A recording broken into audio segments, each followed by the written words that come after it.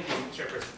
We would like to pursue realism. It's irresponsible for the government to prioritize unrealistic independency at the expense of the realistic tangible profit and benefit for people in Taiwan and Iran. As a government, ladies and gentlemen, of Taiwan, we would like to make concessions and pursue more reasonable and realistic conclusion. Just like Hong Kong and Macau, there are some level of autonomy, but within the boundary of China, that kind of solution would be far more realistic rather than trying to pursue complete independence from China. So what more do we support on this side of the house? As a government, we will officially make statement that we will stop and abandon all efforts, any effort to pursue independence. I think next election will be the tipping point because no regime ever officially stated as such, and that's what we'd like to publicize on our side of the house. I'm going to talk about two arguments. Firstly, our policy reduces diplomatic conflicts and fosters economic growth. Secondly, what's the interest and priority of interest of people in Taiwan right now at this specific context? Moving on to the first issue, or clash point or argument. This model reduces diplomatic conflicts and fosters economic growth for four reasons.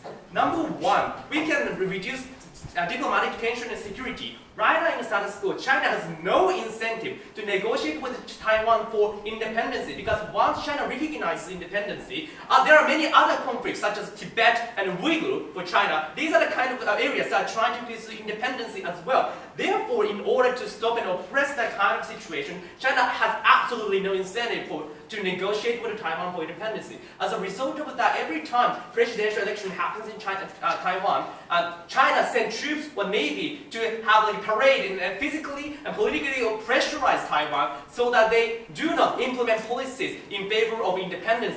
This kind of China's aggressive expansionism is diluted and removed once Taiwan shows and explicitly propose moderate policies. That changes the ways in which China's communist government make calculation.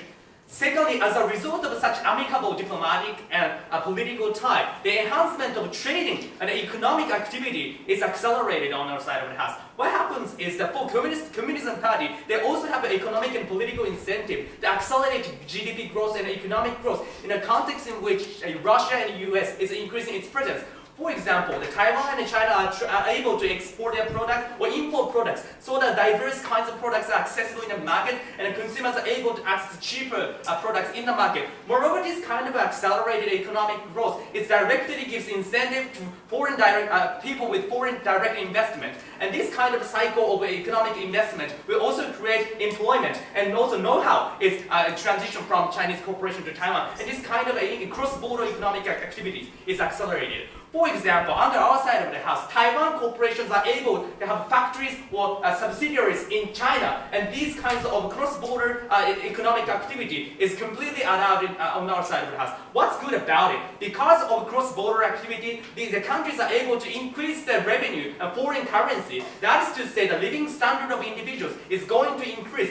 The people's annual salary is going to increase, so that people's effective demand in the market will increase. That is to say, the individuals and corporations are able to pay tax to the government in Taiwan, and these government in Taiwan are able to utilize that kind of revenue for welfare and enhancement of medical treatment and education. Therefore, the living standard of people in Taiwan is going to increase.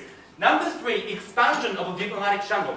In the status quo, the limited number of countries acknowledge Taiwan as an official state. Therefore, it's very difficult for Taiwan to directly and officially diplomatically talk to many other countries. On our side of the house, it's much easier for Taiwan to have an official diplomatic channel with other nations. For example, in the case of the negotiation of tariffs or legal regulation or foreign direct investment, this kind of diplomatic talk, official diplomatic talk between nation states is essential for organizing legal infrastructure for economic and political activities. The Taiwan is more likely to be acknowledged as an official member of international institutions, such as United Nations or International Commerce Committee, for example. And this kind of expansion of the diplomatic channel is only possible when Taiwan is constructing an amicable diplomatic tie with China.